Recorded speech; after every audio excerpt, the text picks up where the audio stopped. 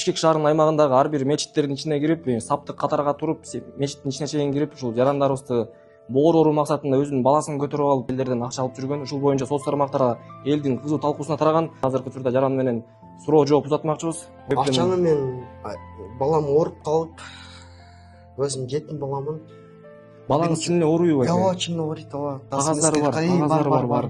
Кагаздары бар. Чын эле ооруйт. Оорусу боюнча айта кетсеңиз кыскача. Өпкөсүнө тешик бар деп.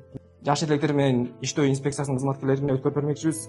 Азыркы учурда ошо баласы жок да келип алыптыр, баласын көрмөкчүбүз, үйүнө барып атайын. Бишкек шаарынын ички иштер баш башкармалык милиция кызматкерлери жана ошондой эле Бишкек шаарынын аймагындагы сот защита кызматкери менен аталган жарандын үйүнө келип, азыркы учурда балдарын көрмөкчүбүз. Сиздин үй бүлөлүк шартыңызды, балдарыңыз чын эле акчага муктажбы, сиздер чын эле акчага муктажсыздарбы? Ошол боюнча шартыңарды билүү үчүн келдик.